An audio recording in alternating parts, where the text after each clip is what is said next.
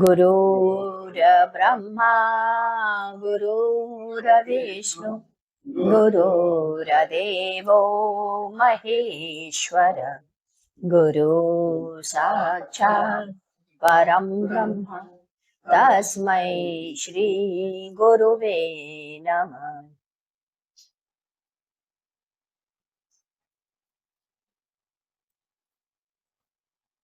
2 अक्टूबर सन 92 शुक्रवार। आज अवकाश का दिन रहा। हम सभी गुरु स्थल पर ही रहे। रात में मैं उसी जगह सोया। आज नवरात्र की सृष्टि भी है। इस प्रकार नवरात्र धीरे धीरे व्यतीत होता जा रहा। हम सभी 2:30 बजे उठ जाते हैं।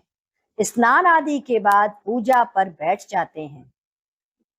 जयराम, बलराम, अशोक शिवपुर, अशोक शक्ति टायर, अनिल, बाबू, विजय, मदन, पंकज, रोशन तथा मैं सभी पूजा एक साथ करते हैं। 5 माला गायत्री जप, 11 बार राम रक्षा स्तोत्र। इस प्रकार 6:30 तक यह सब समाप्त होता है। उसके बाद प्रसाद ग्रहण करता हूँ। महिलाएं दोपहर में आती हैं और क्रमवार अपनी अपनी पूजा और साधना करती जाती हैं। इसके बाद 3 अक्टूबर शनिवार।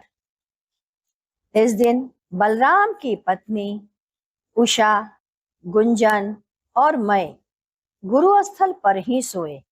रात्रि में भोजन बना।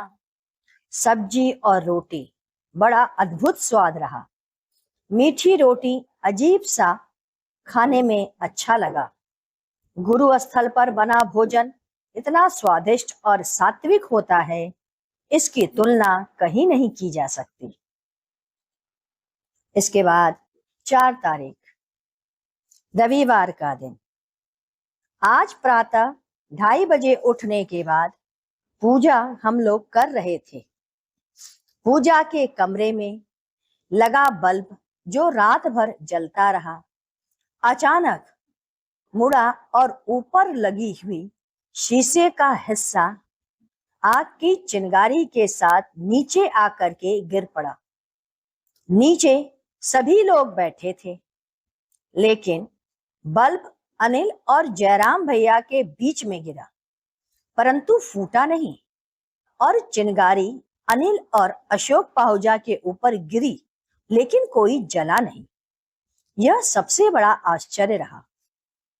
100 वाट का बल्ब जो रात भर जलता रहा, 10 या 11 फीट की ऊंचाई से नीचे जमीन पर गिरता है और फूटता नहीं है, जबकि बल्ब के ठीक नीचे अनिल बैठे हैं। गुरुदेव से पूछने पर उन्होंने कहा, आप लोगों के द्वारा किया गए मंत्र में शक्ति है जो हर प्रकार से होने वाले अनिष्ट को रोक देती है। मां की स्थापना और उन्हीं के कमरे के बल्ब के द्वारा अनिष्ट की संभावना, यह तो असंभव बात है। इसी प्रसंग पर गुरुदेव ने बताया कि मंत्रों में अद्भुत शक्ति होती है। मंत्र के सिद्ध हो जाने पर यदि आप इसका प्रयोग नहीं करते तो मंत्र कड़क कर रह जाती है और आपका दास बनी रहती है, और अंत समय में वह आपके कवच का कार्य करती है। मरने के बाद मंत्र भी आपके सूक्ष्म शरीर के साथ ही ऊपर की ओर उठ जाती है। यदि आपने इसका प्रयोग किया है तो आप इसके दास बन जाते हैं। गुरुदेव ने कहा, जैसे आपके यहाँ कोई मुनीम आता है, उसे सारा कार्य बता दिया जाता है और वह धीरे धीरे सभी कार्य अच्छे ढंग से करने लग जाता। आपका सारा कार्य वह संभाल लेता है। अपने कार्य की राशि के अलावा अन्य कोई भी धनराशि की मांग आपसे वह नहीं करता। और व्यवहार भी उत्तम यानी सुंदर है। ऐसे नौकर के दास आप बन जाता है वह मालिक। अब मालिक ही स्वयं उससे समय निकालने को कहता है कि वह असहमति प्रकट करते हुए कहता है, बहुत सारा कार्य है, बिल्कुल फुर्सत नहीं है। मालिक अब उसका दास बन गया। गुरुदेव ने कहा, नंदगंज का जो तांत्रिक था उसने मंत्र का प्रभाव दिखलाया। काफी दूर तक एक निर्जन टूटी हुई झोपड़ी में बैठे बैठे मंत्र पढ़कर मुझसे वह जल छिड़कवाया और फूकने को कहा। मैंने वैसा ही किया और फूकने के साथ ही झोपड़ी में आग लग गई, जैसे कोई मिट्टी का तेल लगा करके उस झोपड़ी को जला दिया हो, जबकि यह सब सिर्फ मंत्र के द्वारा ही हुआ। इन मंत्रों का कितना प्रभाव होगा आप इसकी कल्पना भी नहीं कर सकते। जो मंत्र आप करते हैं वह आपका कवच है। इसके पश्चात 9 तारीख शुक्रवार, आज गुरुदेव ने चर्चा के मध्य कहा कि ईश्वर की कृपा के बिना मनुष्य को चेतना नहीं आती। ईश्वर की प्रेरणा से उसे ठोकर दिया जाता है कि शायद उसे चेतना आ जाए। मंदिर जाना, देवी देवताओं की आराधना, यह सब धर्म के अंतर्गत आते हैं। अध्यात्म इनसे कहीं ऊंचा है। धर्म के कारण आप ऐश्वर्यवान होंगे, यशस्वी होंगे, धन और संपत्ति से युक्त होंगे, मोक्ष भी प्राप्त होगा, परंतु अध्यात्म के कारण ही आप मुक्त हो पाएंगे। देवी देवताओं की आराधना करने से वे प्रसन्न रहते हैं। एक समय वे आपको छोड़ भी दे सकते हैं। आपने उनकी जितनी आराधना की है उसके अंतर्गत उन्होंने आपको उसका फल दे दिया।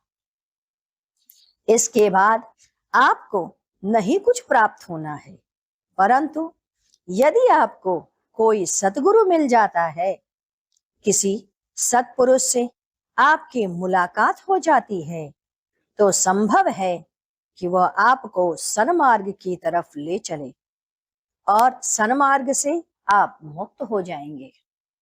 आपके जीवन के अंतिम क्षणों तक वह आपको नहीं छोड़ेगा और जब तक कि आप उस अध्यात्म की ऊंचाई तक नहीं पहुंच जाते, तब तक वह आपको तराशता रहेगा, तैयार करता रहेगा और अध्यात्म के लायक बना के मुक्त करके ही छोड़ेगा।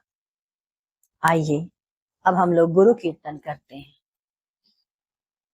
ओम गुरु ओम गुरु ओम गुरुदेव, जय गुरु जय गुरु जय गुरुदेव।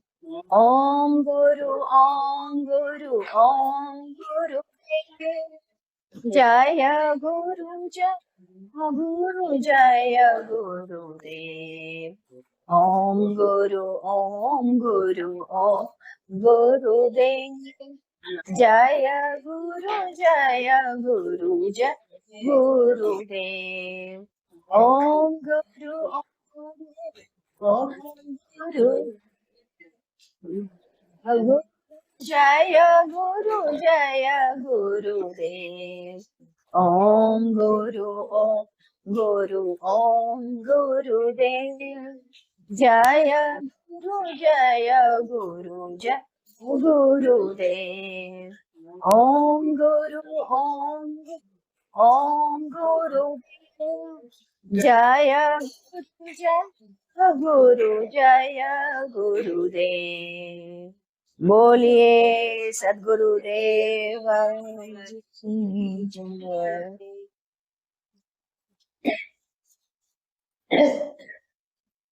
सद्गुरु तुम्हें शत शत नमन, सद्गुरु तुम्हें शत शत नमन। सद्गुरु तुम्हें शत शत